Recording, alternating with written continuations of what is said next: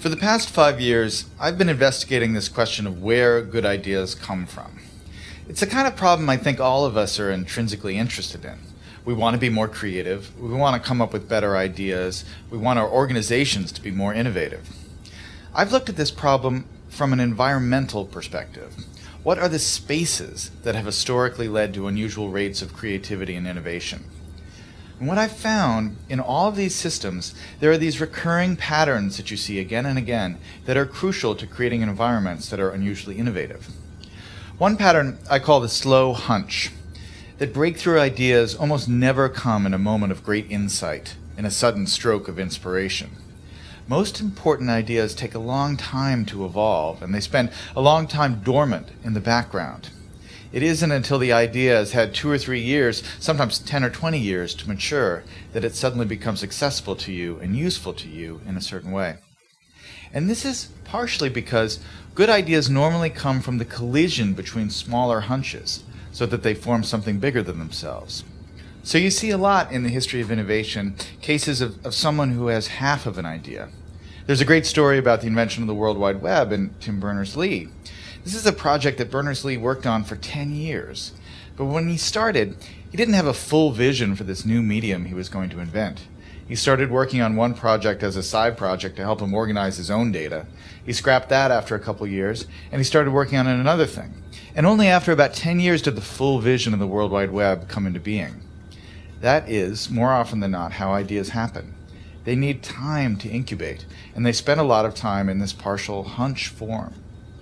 The other thing that's important when you think about ideas this way is that when ideas take form in this hunch state, they need to collide with other hunches.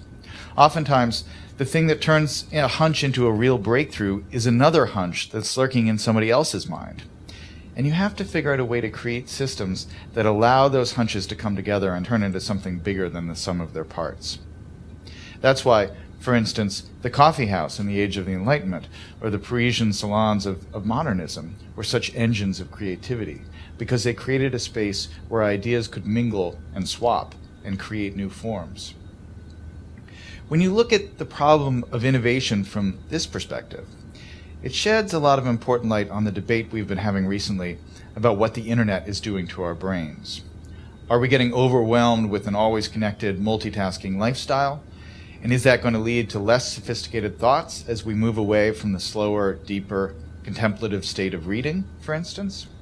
Obviously, I'm a big fan of reading, but I think it's important to remember that the great driver of scientific innovation and technological innovation has been the historic increase in connectivity, in our ability to reach out and exchange ideas with other people, and to borrow other people's hunches and combine them with our hunches and turn them into something new.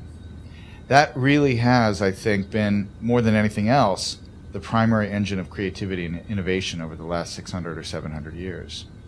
And so yes, it's true we're more distracted.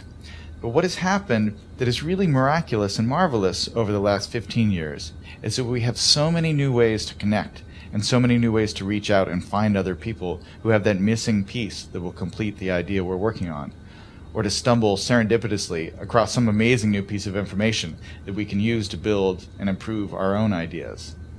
That's the real lesson of where good ideas come from, that chance favors the connected mind.